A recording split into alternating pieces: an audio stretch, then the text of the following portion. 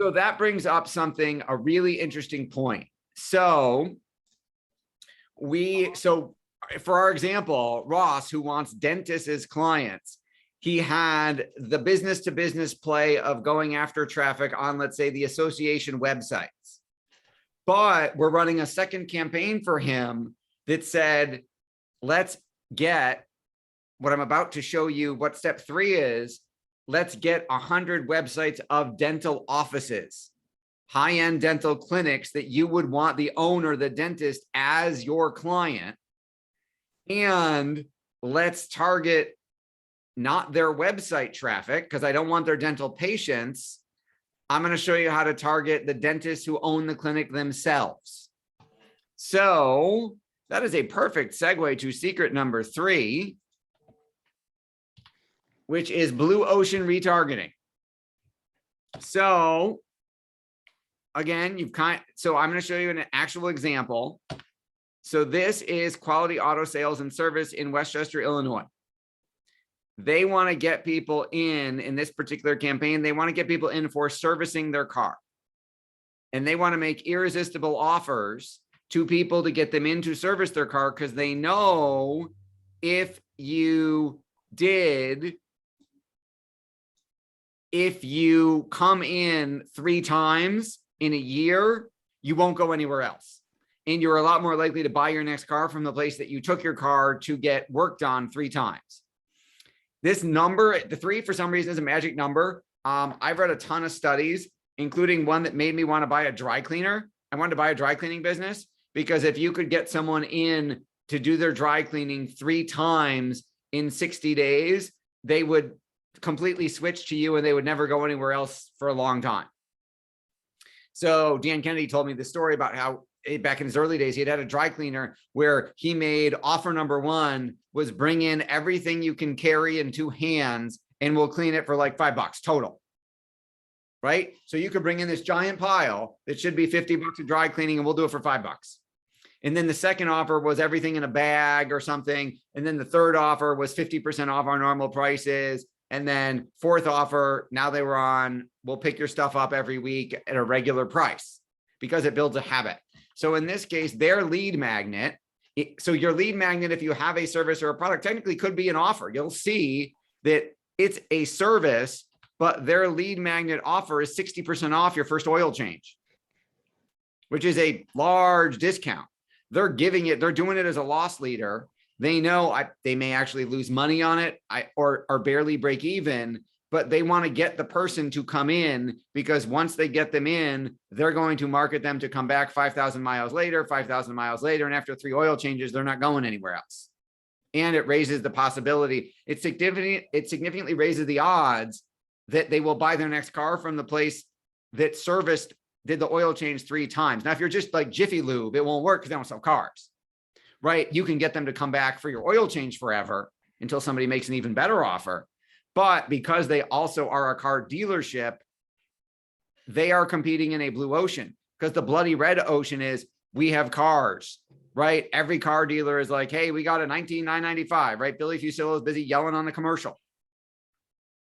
But none of those car dealers are advertising their service departments, which actually is where it turns out they make more money on service than they do selling cars. Hey, Seth, that's on ESPN? Is that ad just showing locally, or? Yeah, it's in their target market. Because you're not going to drive from New York to Chicago to take your car in. Right. Yeah. So if you go to ESPN.com right now, you won't see it because you're not in Waukegan or whatever, Illinois. So this is them on ESPN. This is their 37-second video ad, also on ESPN, on a different page on ESPN. But again, the new technology allows is not only, we could always do image-based retargeting, which is the picture ad. We couldn't necessarily compete with Samsung on ESPN. You used to need a much bigger marketing budget to get on sites like that, because they wouldn't take the ad because it wouldn't be worth enough revenue to them. But the technology has changed now. So literally anybody can place an ad anywhere. So you can place it now. Display ads used to just be images. Now you can do video. So this is a 37-second video that you might run historically on Facebook. you can now run on anywhere. This is again, Yahoo News. There they are, 60% off. Weather Channel, Forbes.com. You got financial advisors who want investors, or you got an insurance agency that wants affluent clients. Well, I am more likely, as if you want business owners, right? I'm more likely to be affluent if I own a business. And if I'm a business owner, what magazines do I read? Well, they have websites. I read Forbes, I read Fast Company, I read Inc., I read Entrepreneur, Wall Street Journal, Investors Business Daily. Those all apply not just to business owners or affluent investors, but think about who reads those magazines. Go to Barnes and Noble, look at all the magazines and go, oh my God, Dan told me a story once how one of the strangest information marketing businesses he ever marketed, clients he ever had, was a woman who sold, I forget it was like quilting, an info product on how to quilt and make money in your spare time to elderly women who quilted. They were going to start a business, making an extra couple quilts a month and getting some pocket money. Well, they're magazines for quilters. And when he had this client many, many decades ago, newspapers, magazines were the only, there was no online. You couldn't advertise anywhere else. Now, think about not only what magazines, what websites do they go to, what magazines do they read, what books do they read, what authors do they read, right? My two favorite thriller, some of my favorite authors are Douglas Preston, Lincoln Child. They write books together as a writing. They write their own books and then they write a couple different series of characters together every year.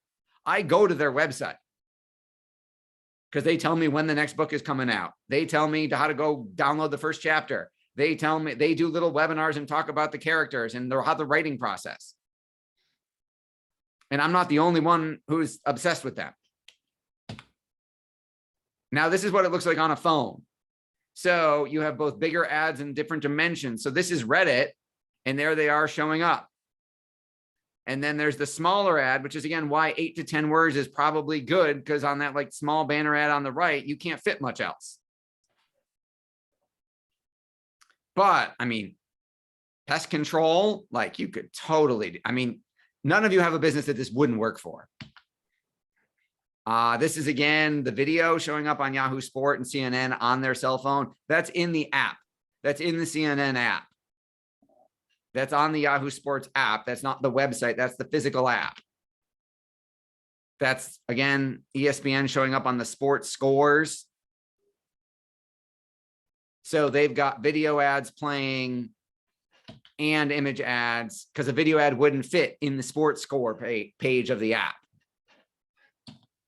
So secret number one was you got to have lead capture and automated follow-up. Secret number two is you got to drive traffic of the right people where all of your competition isn't yet. And then we got to retarget them where everybody else isn't yet. So we need to drive, let's say you're running targeting ads on Forbes saying own a franchise, driving them to your landing page. Now they're there, you need to retarget them everywhere else they go, follow them around on the internet and drive them back to if they don't get your lead magnet. Does that make sense? Nod your heads. Awesome. And questions so far?